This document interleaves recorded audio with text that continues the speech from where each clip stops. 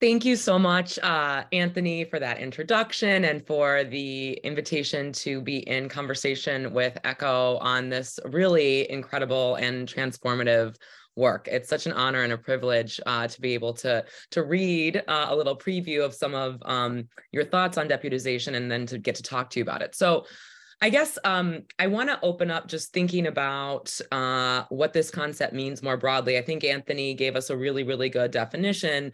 But really, it's been astonishing to me as somebody who, works on the history of mass criminalization and policing that, since Ferguson in 2014, but really over the past 2 years since George Floyd, there's been all this attention and new recognition of police abuse and police violence, in part due to, I think, cell phone cameras, the fact that everybody has, these video cameras in their pockets now, and this police violence that's been going on for decades, if not centuries, in communities of color is now being documented and exposed via social media in ways that it wasn't before. And in your piece, so you bring attention to George Floyd and police violence, and then also to vigilante violence. You talk about Dylan Roof and the massacre at the Black church in Charleston. Anthony mentioned January 6th. But you make this argument that you say, quote, deputization is actually a more potent danger to Black Americans than police violence or vigilante violence. Can you talk some about what you mean by that and why deputization is especially dangerous in ways that we haven't fully recognized or appreciated? Sure. Well, first, let me stop and say thank you for joining. I'm, one of the things about this job that's great is you meet people and then you have to pretend to be a professional rather than just breaking down with fandom. I'm such a huge fan of your work, your book. So I really am thrilled to be able to have this conversation with you. So your book, for example, does this great job of speaking about how police and official violence could be used to push back against what would otherwise be perfectly recognizable social protest or unrest, and how state force can be used in spectacular ways, but constantly and predictably against, in particular, Black social protests. And I think there's a reason why those things attract our attention as they should. The police act on our behalf. And so when we see police doing something racist, extraordinary, violent, or against the law, there's a reason we all react. And I don't at all want to deny or even, so to speak, complicate that picture. But I do think, as I argue in this piece about deputization, that sometimes by staring into the sun, we miss all the other stars in the sky. What do I mean by that? The police are, relatively speaking, a rather small piece of our lives. I mean, they exist, they're important, they exert huge gravitational pull. But the police, as we know, can only be in so many places so many times. Thus, the constant conversation about whether or not police provide the kind of safety we think they do. You know who's everywhere all the time? Everybody else. Private individuals are everywhere all the time. And the force we exert on each other, and if one group has more power over another, the force they exert on us, the force, for example, white people, whether it's implicit or not, exert on all Black people is vastly greater. So why do I say deputization is more potent? I'll give 3 reasons. So the first I've already touched upon, just the vastness of the scale, right? So the ability or the inherited and assumed ability of white people to turn and take upon themselves a kind of official mantra that I can police you. When you are doing things that I don't like, I am authorized to police you. And let's be more clear, I'm authorized to police you in a way that a white person would not feel towards another white person, and that Black people don't feel towards white people. That I can at any time up the power stakes and decide that I will put you in your place. And by the way, I can do so by using or threatening force, right? So I think it would be, to put it plainly, as though we understood everybody had the potential to turn themselves into police like that, right? So I think that's one reason it's more potent. The second is, as I point out, is that it can lead to humiliations and cabining and confrontation in ways that are less spectacular than the kind of police violence that attracts our eyes or our video monitoring. So, you and I know in America and now in more places in the world, there's become an entire kind of meme set about the way in which Black people face often daily humiliations for being policed while being Black, right? So, now we come up with cute names for, and I think the cute names are a way of drawing the sting of what's actually a humiliating moment. Black people barbecuing and having a white woman say, I don't think you're allowed to barbecue here. She has, of course, no basis in law. They are indeed allowed to barbecue there, but she threatens, I will call the police if you stay here. Black campers who have a gun pulled on them for somebody who says, I don't know why you're in this camping ground when it's a public camping ground. Black protesters who are doing nothing more than marching from one place to another, and a very wealthy couple comes and aims guns at them, right? Just aims guns at them and says, they don't even say, just aims guns at them in what would otherwise be obvious criminal assault. A Black student in New Haven, a Black graduate student at Yale who had the temerity to study late enough to fall asleep in a student lounge and have the police call. So those moments, as you know, we could go on and on about them forever. They've multiplied so often now that they're, almost infinite. And as you also know, Black people have experienced them forever. It's just now with the video camera, they can't be denied or brushed off as a figment of your imagination or as overreaction. But the last reason I want to say that deputization is more important is it amplifies and indeed dwarfs the kind of way in which Black people feel their lives affected, even when nothing is, so to speak, happening. In the same way that we act in the shadow of the police all the time, Black people are well aware that there are a group of white people who will not just, we can't just use vague terms like racist. They will take upon themselves the ability to police you. And that changes the way people move in the world. It changes the way you behave when you enter a store, when you know that people will assume that you could be shoplifting. It changes the way you, to be perfectly honest, the way in which Black people are constantly signaling that they're appropriately law-abiding, that they're safe, that they're not a danger to you. It changes the way Black parents parent their children, right? One kind of thing I was struggling to write, and I finally got myself to put it on paper. There's a reason Black fathers don't let their sons touch other people's cars, right? There's a kind of electric fear that anybody anywhere will decide that this is a moment they can police your children. And that is happening all the time, even when there's nothing to capture on video. It's truncating and warping your life, even when nobody else can see it. And I think that's such a good point. And I think, one of the other things that is so pervasive about it is that it doesn't, unlike a lot of contacts within the criminal legal system, certainly police contacts and vigilante violence tend to be concentrated in segregated communities and in low income communities.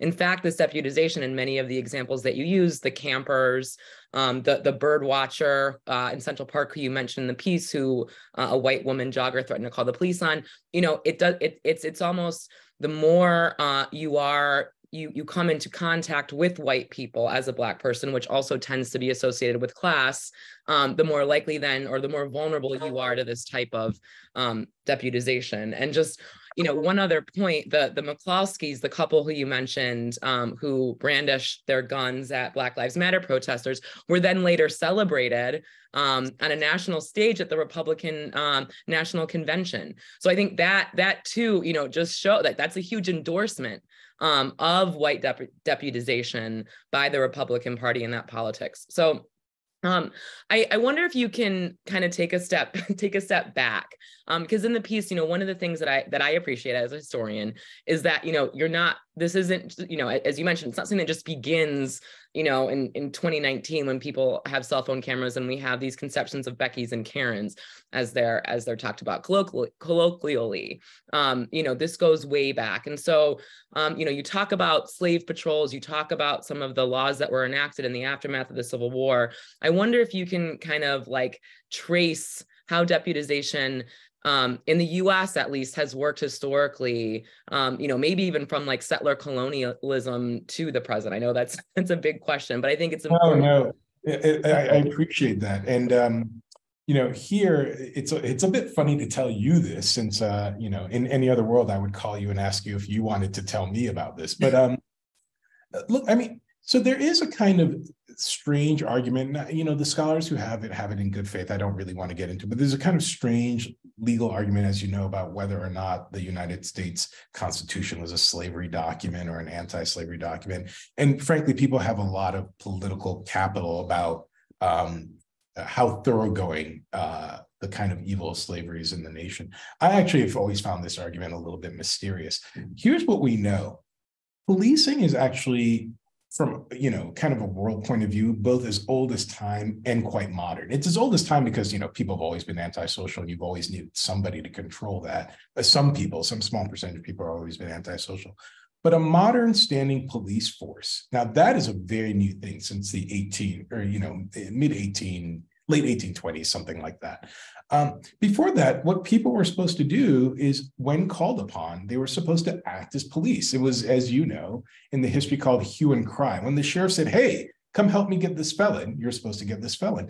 There's a standing common law obligation that you're supposed to arrest people you saw committing a felony. And indeed, at some points in the English common law, you're supposed to arrest any stranger who approached, right, at night in particular, keep constant watch at night. Well, you know, that's a bizarre thing that you might have thought would have faded away once professional police forces come into being. Let's talk about how that common law duty translates in America. Well, in America, of course, that common law duty was instantly put to the use of Black enslavement and extraction of propertized value from Black people. So even within our Constitution, you know, it says very early on, deep within the Constitution, that, look, Black people who escape slavery are the property of their owners, and they're to be returned to their owners. This goes on and is instantly reinforced by what we know as the Fugitive Slave Acts. Those become quite controversial. The North finds them largely immoral and the South keeps insisting on more. So we have several Fugitive Slave Acts, right? And the Fugitive Slave Acts say over and over, if you see a Black escaped slave, and then in some other points, if you see a Black person without papers, especially in the South, you're to presume that they're an escaped slave and you are authorized to capture them. You're also given a bounty to capture them, and there's a penalty for those who assist or don't capture slaves. So we should just remember that throughout our founding days, constantly we're having reinforced the idea that Black people are presumptively criminal and that there's a common law duty to keep them in their place. This is certainly true in the South with slave patrols, with the duty to govern escaped slaves, but also slaves on the plantation. Well, you know, some people would say this is ancient history, but it continues, right? So after the Civil War, it's really interesting. During the Civil War, not surprisingly, people start writing new laws about how to keep slave patrols. They become requirements that if you have a plantation with slaves of a certain size, you have to have a certain number of watchmen. But really interestingly, after the Civil War and the Reconstruction Amendments, that is the 13th Amendment that makes involuntary servitude, that outlaws slavery essentially, suddenly in the South, we see legislatures starting to craft new citizens arrest laws, right? So it's the first formalization of the idea that there's a common law duty to arrest a criminal. And these citizens arrest laws are not race neutral. They are not simply the recast of the old common law duty that you have to arrest a felon. They're put in very explicit racial terms. There are different ways that you can capture Black people than white people, different due process, right? So to put it just really shortly, white people have due process, Black people don't. And most importantly, you're permitted to capture a fleeing Black person by killing them if you must. And indeed, if it's at night, the first draft of these laws say, if a Black person doesn't submit to your simply hailing them, you're permitted to capture them and or kill them. So it's important to notice that these things aren't just antiquated, right? And of course, not surprisingly, it continues through the Jim Crow South. And then the examples we were just speaking about are about how that kind of legal history has remained imbued. So the point is, these things didn't, as you say, just started happening. There's a deep American heritage that citizens' rights to arrest are in some real way about policing and controlling Black people. Do you think, as part of that history, how does, I guess I'm curious as to the category of vigilantes. Yeah. Do you see vigilante violence? And really, I mean, that's the kind of in between those bookends between, the Reconstruction period and civil rights movement, the fall of Jim Crow. It was, of course, this vigilante violence and Jim Crow lynching, where you have this kind of weird, mob violence that's often tied to the state, and that's sanctioned by the state, that functions as like the rule of law in many southern states. And then elsewhere, you think about like the mob violence like in Tulsa, when the county government deputized at least 2,000 white men to carry out all these atrocities. And so are vigilantes also part deputies too? Where do you see that kind of violence fitting into the conception of deputization?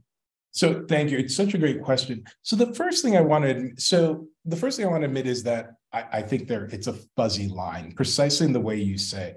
As the state, sometimes the state just puts a blind eye to vigilante violence. Sometimes it actively sanctioned it, and sometimes it deputized people to do it. But that's not always true, right? There were times when the state was actually quite antagonistic to vigilante violence. Now, one clear example, by the way, is an odd one, right? So sometimes people actually claim to have the power of the law on their side, and still the state was deeply antagonistic. Not surprisingly, this is when Black people claim to have the power of the law on their side. So, most iconically in Black mythos, and maybe for you while we were growing up, the Black Panthers and what they stood for, right? So the Black Panther organization is a complicated one. Like most history, there's no clean answer, right? They both saw themselves as enforcing the law, and they saw themselves as oppositional to the police. That's not so confusing when the police themselves were not clearly following the law.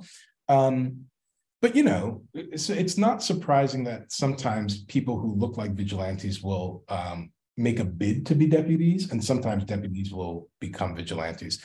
So that was a windup. The clearest way I can put it is this. It is worth noting that at the times when the government, typically the federal government, was most hostile and most protective of Black rights in the South, white people who were inflicting violence on Black people clearly saw themselves as vigilantes, right? They understood that the federal lawmakers and federal troops, if they could find them, would punish them. It is, as I put a little bit with macabre tongue in cheek, it is the case that when the Klan rode out, they at least had the decency to wear hoods, right? They had to hide their visage because they understood that what they were doing was illegal. A vigilante understands whether or not the vigilante thinks the law should be different, whether the vigilante believes that they're upholding the legal order that should exist. They understand that they're not actually upholding the legal order. So in that sense, I think vigilante violence is violence that understands itself as justified but against the law. But as you and I know, there are other very chilling pictures where people didn't have the decency to put on hoods. You see pictures of sheriffs and judges and legislatures and children who are standing next to lynched bodies, who are, children being encouraged to whip or to light a fire under a lynched Black body. There are really macabre stories about children being given body parts, given an ear as a token. And some of those pictures were oddly enough made commercial. They were made into little postcards, so people would have a memento of a lynching. Those are moments where people really viewed themselves as not vigilantes, but as deputies. They viewed themselves as authorized to do the thing that they were doing. And my point is, we don't want to disentangle these things just for conceptual clarity. It's really important to understand that there's a particular danger when people think I'm not doing wrong as against the law, but I'm empowered by the law to do this. Just a quick follow-up on that. I'm so glad that you mentioned this power of the law question and the dynamics between the government, but especially the federal government and deputization, because one of the things I kept on thinking when reading this is influenced in part by this new book that came out by the historian Jefferson Cowie called Freedom's Dominion. And part of what he argues is that basically when the federal government turns on or appears to be protecting the rights of Black people, that's when white people rise up, right? When basically, I think in the context of your work, when the power to deputize becomes threatened, then white people mobilize and revolt against the state in part to keep that power to deputize. So I wonder, what you think of that, and maybe if that can help us understand January 6th. Like, how do you think about your work or how does your work help us understand January 6th in a different way or a new way? I think it's a great question. Let me start with just two rather smaller prefaces, but I will get quickly to the question. So I think you're exactly right. And one of the lines I write in this piece, and it's a line that people use often, but frankly, I use with great trepidation, if I'm honest. I think deputization is part of what it innately means to be white in America. The power to understand that you are the one allowed to police Black people. And thus to have that threatened, it certainly, as we say in Reconstruction South, it was very clear that the great evil was the idea that the federal government would enforce powers as against white people, right? And that leads to outrage. And I think you're absolutely right that that repeats itself over and over. So one kind of point I want to make here is that deputization is not just a kind of civic good impulse to keep law and order, the kind of thing that, well, maybe Elizabeth Hinton is walking around and sees somebody doing something wrong and she wants people to do. It's unidirectional in its racial meaning, right? Deputization is the power of white people over Black people. So I promised a trivial example before we get to the big one. There's a rather odd case. It is, to my mind, the most salient case of what you might think of a Polaroid negative of deputization. It's very interesting to see how it goes, right? So it's the case of Mr. Cooper and Ms. Cooper, who are not related in the Central Park birdwatcher case, is how it's come to be known. So Mr. Cooper is walking his dog. By the way, he's with his sister, right? So it's a very innocuous picture. It's broad daylight, and he likes watching birds. And he sees a woman who's in the bramble where she's not permitted to be, and her dog's not on leash like the dog is meant to be. And he asks her, politely, please put your dog on the leash. And she says something like, no, I will not. This is what both people testified to. And then the video starts, right? And he's becoming more and more insistent. Eventually, he says something like, you have to put your dog on the leash. The law says you have to put your dog on the leash. Your dog's scaring the birds away. Put your dog on the leash. What does she do? She reaches for, she's not inconvenienced. She's not irritated. She's not, maybe she feels like she's being put on the spot. She is infuriated. She is infuriated. And so she picks up the phone. This white woman, right, is being challenged by this Black bird watcher. She picks up the phone and she calls the police and she says, oh my God, I'm in Central Park. There's an unknown Black man here. He's threatening me. I'm really scared. Her voice adopts this. A moment ago, she was yelling at him and mad. Her voice adopts this kind of trembling terror, which he's trying to communicate to the police officers, my life is in danger. Please hurry here. This Black man is threatening me. Of course, it's a Black man with his sister videotaping her, right? The odds that he's going to videotape her while he attacks her are, exactly zero. And she knows the point there is she recognized that she could have the power of the police on her side. And the idea that this Black man would invoke the law against her was not permissible. That is not the racial script. He is not allowed to flip it on her that way. And so she makes very clear in her actions. Of course, she wouldn't say it this way, but you can't see that and not understand that this is a woman who doubled down, right? There's a kind of, without even thinking, an innate impulse there. You don't get to police me. I, as the white woman, get to call the police and say, this Black man is threatening me. I'm scared. Hurry. I am the one who's deputized, not you, right? I think that's, of course, a minuscule example by comparison, right? But the idea is not so far from what Trump managed to focus and distill over and over and over. Whatever else is true of Trump, and he had many sadly preternatural skills about distilling resentment. Whatever else is true, he was never more powerful than when he was distilling racial resentment. And he made it clear to everybody that these people are trying to rule over you. Now, I don't want to deny all the other things that made him appealing, including his ability to read class resentment. I mean, he had lots of other political powers, as detestable as I find him. But he made it very clear that these people are coming for you and they're trying to seize power over you. Your America is going to be lost, he said to people, right? And much, much more importantly, no matter how many times his staff and people told him, you're the president, you can't say these words, he understood the power to make people feel that they were permitted by the president to re-seize power. So it is not a surprise that the January 6th marchers have constantly taken as their defense, right? I mean, they don't have much of a defense. They stormed the Capitol as against police force. I mean, it's obvious what happened. They said we felt authorized by the president, right? That's their only defense. We were deputized by the president to do so. And it doesn't surprise me at all. So I think both of those examples are really powerful. And I am, let me just say that I'm sympathetic to the claim that, as you said, that deputization is what it means to be white. But I do want to ask you if there are kind of variations of this. So, you mentioned Trump's divisive rhetoric and the racial resentment that he fostered. And I wonder, like I might have, as a citizen of the U.S., the power, the deputization power over non-citizens, for instance. Yeah. You're talking about Kyle Rittenhouse Yes. at some point in the piece, and he's interesting because, so let me just bear with me. I mean, he's a white person who came to a protest for racial justice with that deputization power in tow, right? As part of the definition of what, it meant, like he felt he was empowered to as a white person, but he goes to the rally and he shoots. He doesn't shoot Black people. He shoots white protesters who are protesting against police brutality and for racial justice. So I guess I'm wondering, like, can this category shift? Yeah. Is it just Black, white over Black?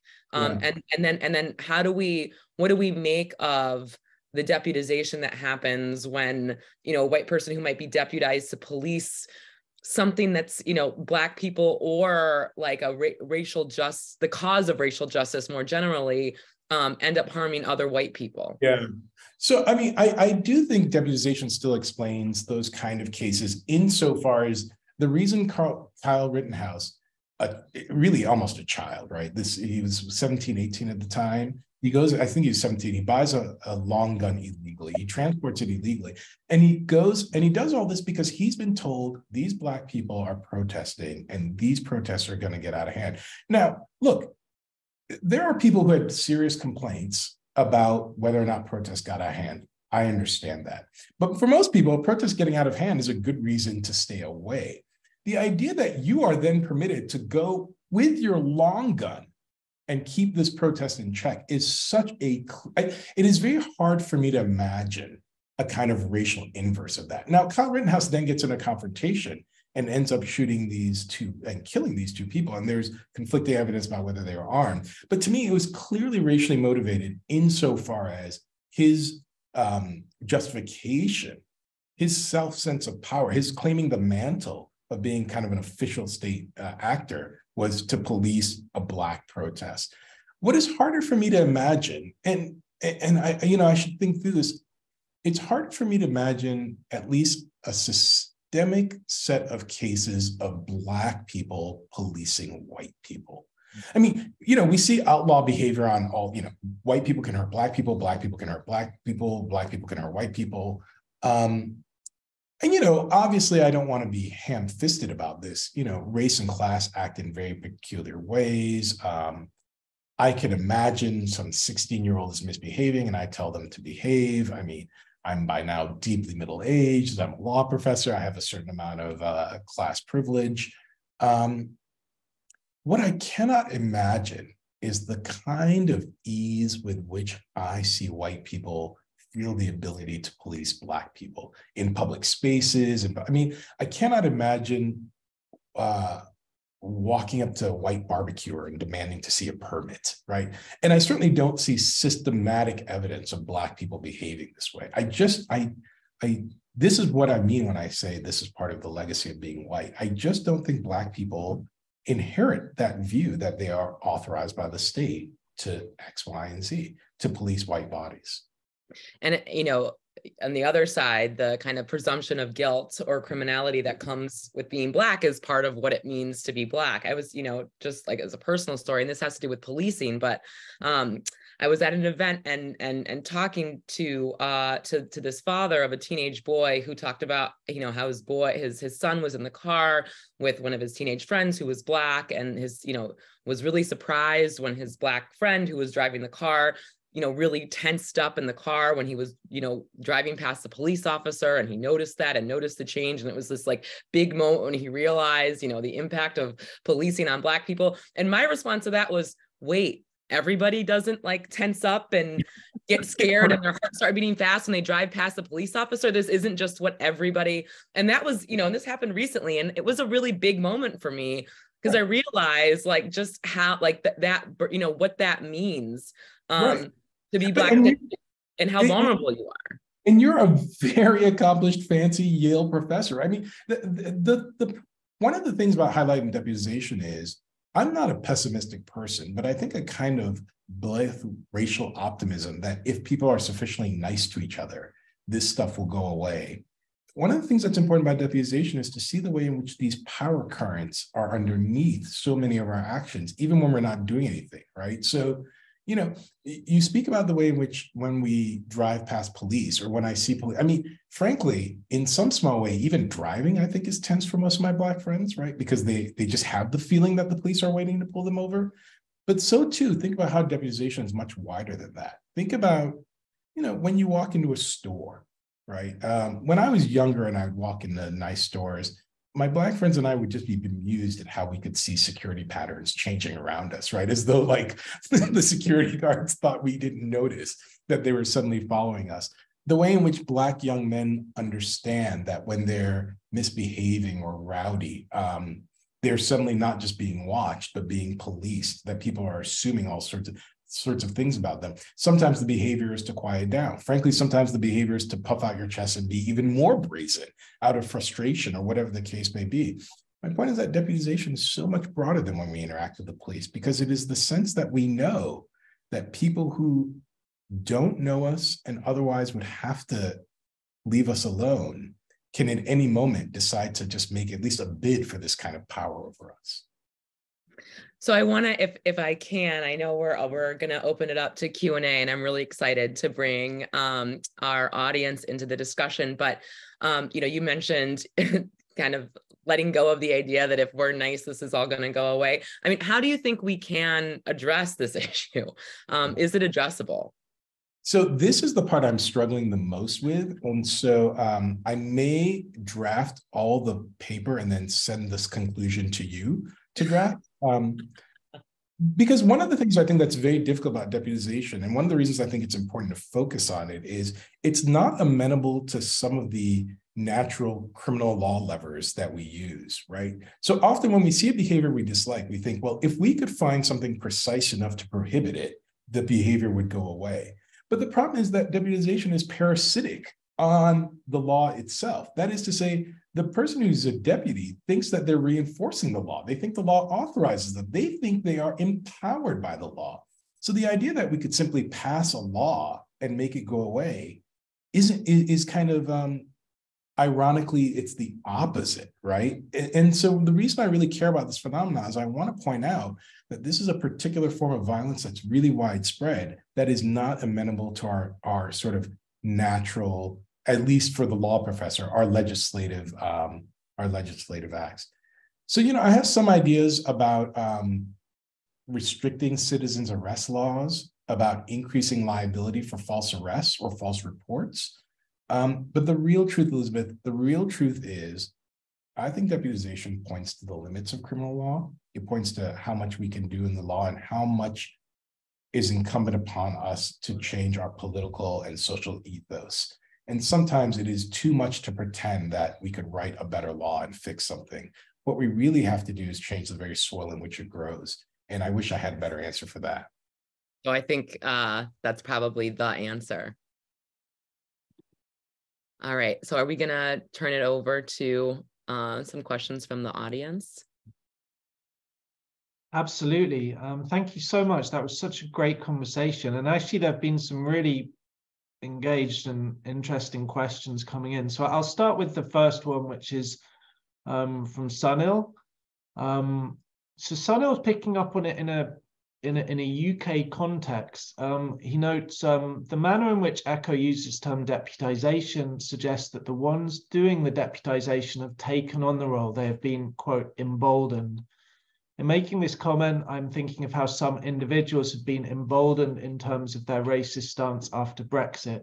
This emboldenment has the implicit support of the state. And Sunil notes that it's a thought, not a question as such, and then goes on to make another comment in the context of India and the manner in which right-wing Hindu fundamentalist government deploys both the police and implicitly supports vigilantism, but there also exists the emboldenment of some Hindus to mete out justice through violence aimed at Muslims and at times Christians. So there isn't actually a question in either of those from Sunil, but it's interesting that he opens up the context to the UK and then to India. Ekow, do you have any comments? Yeah, I'm not so, I mean, one of the things that's true, I'm so glad for the comment. One of the things that's true is I think the way race and policing plays out in America is a distinctly and unique American ill. But I'm not one of the people who think America is uniquely benighted. I mean, these are deeply human impulses for people to use power, especially implicit power, and to grab onto it where they can, especially where the state authorizes or permits them to do so, right? So, I spent my childhood in Ghana, West Africa, and I don't know that legal system nearly as well as I know the American, but it's not like it's a new thing that people in power will reach for the state's backing and hoist its mantle in order to push those who are immediately oppressible around them.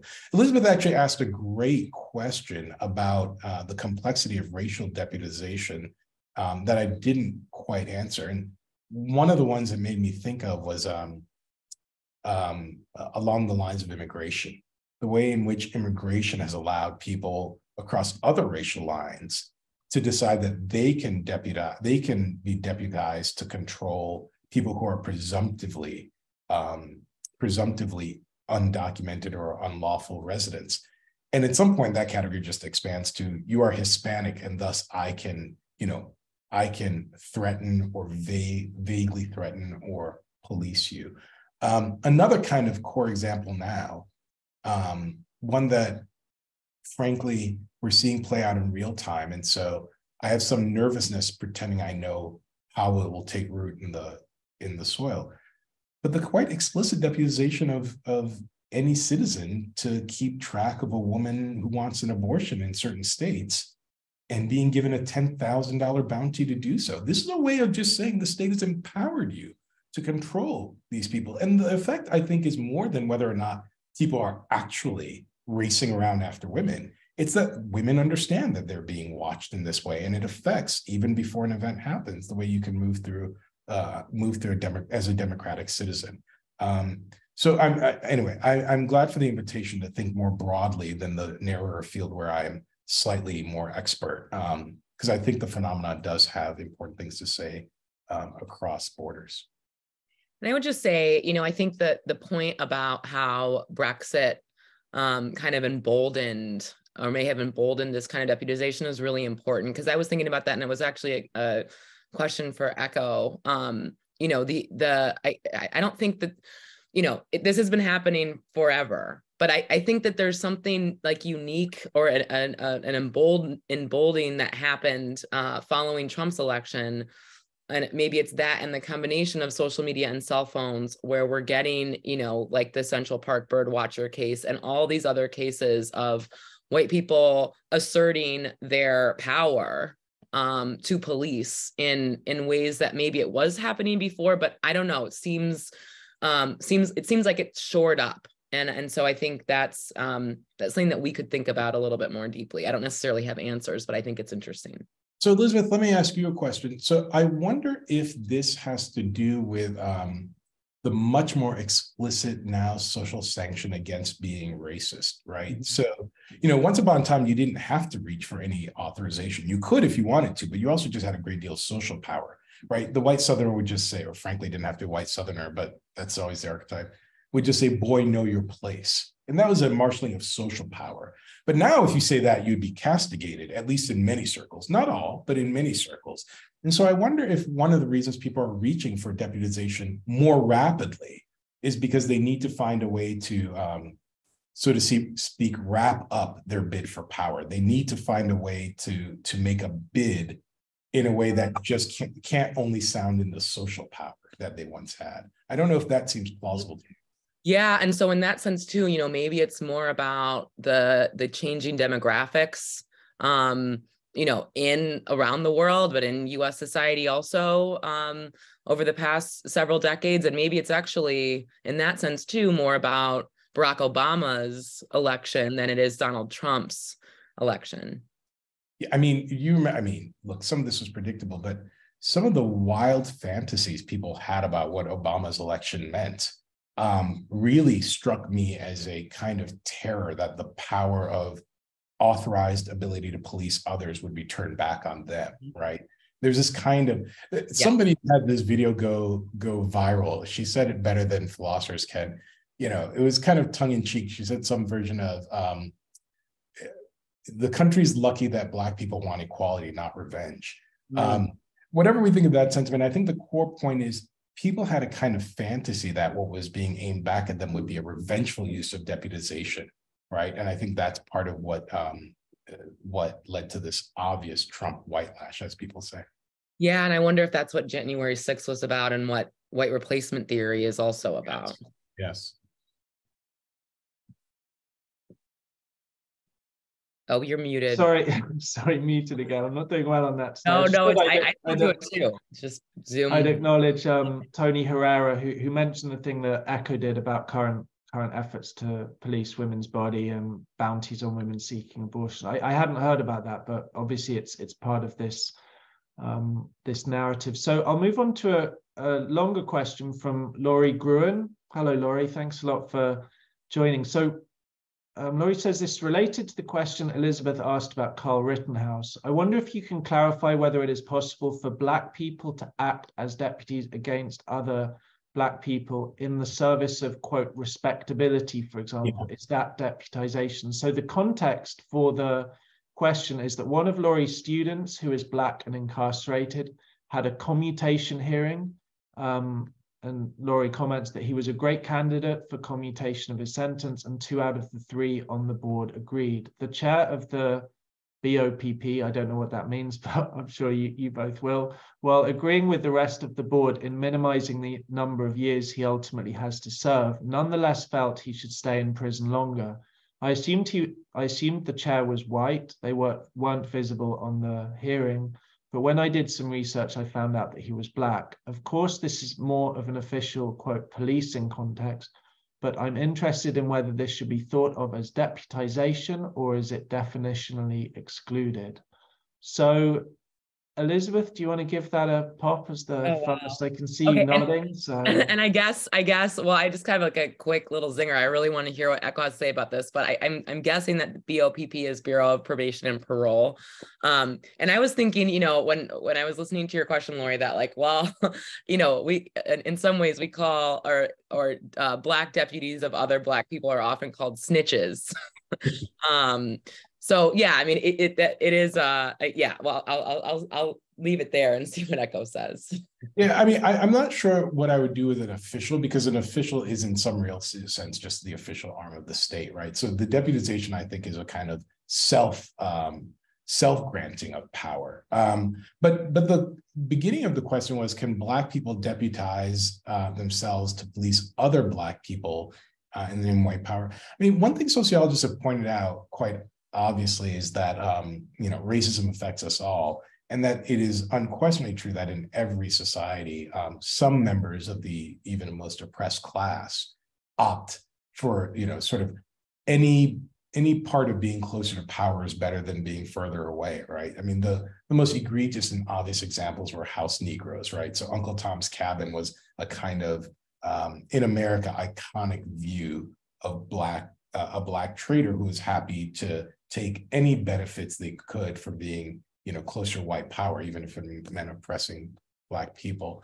But I want to be a little careful here. So one thing I am working on in the section on deputization is I want to focus on deputization as a form of the reason I use the word deputization is because I think policing itself can be very contested, right? We can police each other on all sorts of things, including just norms and behavior, right? So some people can police each other as to academic excellence or integrity or even acceptance. Are you a proper academic, or are you all these sort of things? Deputization goes a step further, and it points out the ability to impose control over people, including and up to using violence. I want to attach it very clearly to the kind of policing we mean when we're not using the word colloquially and simply meaning something like monitoring each other's norms. Of course, Black people can inflict violence on each other and feel authorized by law. Black people can use self-defense. Black people can protect their neighborhoods as well. What Elizabeth and I were discussing, and perhaps I just need to work on my imagination, I do not see kind of systematic examples of Black people policing white neighborhoods feeling authorized by law. I mean, one example I actually use in my book were the fighting deacons. No, and I use another example of a Southern community that protected themselves against white violence because they knew the police wouldn't. So they protected themselves against the Klan. What's interesting in those cases are that the Black community actually obscures its identity. Because I think part of my point about deputization, I think, frankly, Black communities do not have the confidence that the law will authorize and be on their side in those moments. Right. So they understood that pushing back against violence was actually inviting opposition to the law. Right. I don't think Black people feel sufficiently empowered. Maybe that will change. I think we have a long way to go before I see some example of Black people deputized as against white people generally. I would, of course, I'm sure that there's an example, but to see that systematically would be striking. Well, also just back to the Central Park birdwatcher case, when he attempted to enforce the law or impose the law, look what happened. So, yeah, I mean, I think self-defense, has historically been, a kind of tactic, but that's a different, that feels like a very different category. And you discuss it as a very different category than deputization. Yeah, and stand your ground laws, of course, are also adjacent to this, right? So, but the thing they have in common that I'm interested in is, notice the thing that makes them hard is that people feel authorized by the law to do so, right? And so, again, the kind of natural ways that we have of using legal methods to suppress this kind of violence actually are not at the ready. And stand your ground laws, just to make one little point, which is also something that I wanted to raise with you, also don't work for Black people. So, Trayvon, George Zimmerman is acquitted, and Marissa Alexander, who was protecting herself against her partner who was abusing her. And in her home, no less. Right, in her home, exactly, is sentenced to 25 years in Florida jail, same state. Yeah. So, even there are even far-flung examples of deputization I find really interesting, right? So the kind of people who descended on, for example, I'll pick home territory now that I live in Ann Arbor. It was stunning to me that in the last election, you had people march on the Detroit, well, for your international audience, for the Detroit City Hall, I'll call it. It's called the TCP, doesn't matter. The Detroit City Hall, some of them were armed with guns when the election was being counted for Joe Biden, right? And one woman was stunning. She was interviewed. She'd driven from Syracuse, New York, 10 hours to come to Detroit. Again, this is a kind of innate feeling that you are authorized to police an entire other community, to police election laws that you've never heard of, read, or know anything about, and to do so with violence and weapons as a threat, right? You remember the videos of, Elizabeth, you remember the videos of people banging on the windows, insisting they be let in to stop Black poll workers from counting Black votes. That is the kind of deputization. And I've never seen pictures of Black people invading white communities to stop votes from being counted, for example. That would be unique. They would be arrested. I mean, can you imagine with guns? They would be arrested. If they made it to that. Thank you. So this may well be the last question we can do today. I've copied all the questions into a document, which I'll forward to Ekow and Elizabeth, all the questions both answered and unanswered. There's some really great ones, but I don't think we're going to have time. Anyway, this is from Candice Delmas. Hello, Candice. Hi, Candice. Thanks a lot for joining.